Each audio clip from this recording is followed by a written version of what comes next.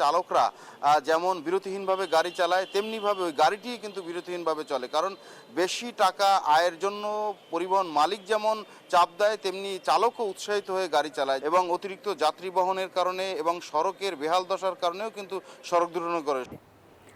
ঈদের সময় কেন বাড়ে সড়ক দুর্ঘটনা, কেন এত প্রাণহানি?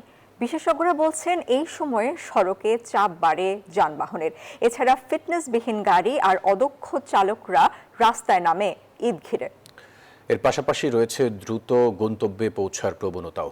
সঠিক পরিকল্পনা ও আইনের কঠোর প্রয়োগ ছাড়া সড়ক দুর্ঘটনা নিয়ন্ত্রণ সম্ভব নয় বলছেন বিশেষজ্ঞরা।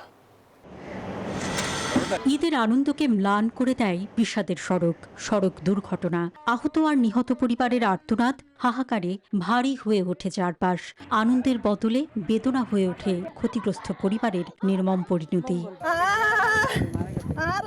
বাড়ি ফেরা ঘিরে কত শত স্বপ্ন থাকে, কল্পনায় থাকে প্রিয় মানুষের মুখ, হয়তো মা চেয়ে থাকে সন্তানের পথ, ভাইয়ের অপেক্ষায় থাকে বোন। গল্পে ভরা জীবনের আবেগ আনন্দ নিমিষেই হারিয়ে যায় প্রতিবারের সড়ক দুর্ঘটনায়।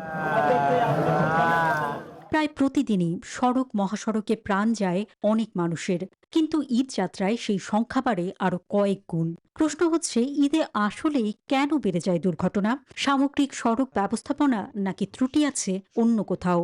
চালকরা যেমন বিরতিহীনভাবে গাড়ি চালায় তেমনিভাবে ওই গাড়িটি কিন্তু বিরতিহীনভাবে চলে, কারণ বেশি টাকা আয়ের জন্য পরিবহন মালিক যেমন চাপ দেয় তেমনি চালকও উৎসাহিত হয়ে গাড়ি চালায় এবং অতিরিক্ত যাত্রী বহনের কারণে এবং সড়কের বেহাল দশার কারণেও কিন্তু সড়ক দুর্ঘটনা করে।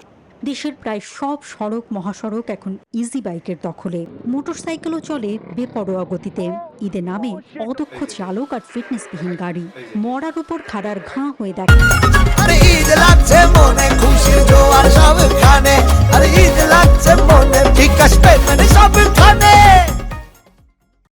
দেখা দেয় উল্টো পথের বাহন। সড়ক দুর্ঘটনার জন্য দায়ী এমন আরো নানা কারণ। এখন বৃষ্টির সিজন, স্বাভাবিকভাবে বৃষ্টিতে যেটা হয় রাস্তার যে ফ্রিকশন, এটা প্রপারলি কাজ না করাতেও কখনো কখনো অ্যাক্সিডেন্ট হয়। বিশেষজ্ঞরা মনে করেন পরিস্থিতি উত্তরণে আইনের কঠোর প্রয়োগ নিশ্চিত করতে হবে, চিহ্নিত করতে হবে দুর্ঘটনা প্রবণ এলাকা, চালকদের জন্য বিশ্রাম ও কর্মঘণ্টা ঠিক করার পাশাপাশি মেরামত করতে হবে খানা খন্দে ভরা সড়ক মহাসড়ক। সড়কে অবৈধ অটোরিকশার চলাচল কমাতে হবে। অন্যদিকে অদক্ষ চালক এবং সড়কে যে বেপরোয়া গতি থাকে সেটি কমানোর ক্ষেত্রে আইনের প্রয়োগ খুবই জরুরি। মৃত্যু অনিবার্য হলেও অব্যবস্থাপনা আর উদাসীনতায় যেন দুর্ঘটনায় কারো প্রাণ না যায় তা নিশ্চিত করতে হবে দায়িত্বশীলদের। এছাড়াও কেবল ঈদের আগে পরে নয়, বছর জুড়ে সড়কে মৃত্যুর মিছিল বন্ধ করতে হবে, নিশ্চিত করতে হবে আধুনিক সড়ক যোগাযোগ ব্যবস্থা। অন্তরা বিশ্বাস, নিউজ 24, ঢাকা।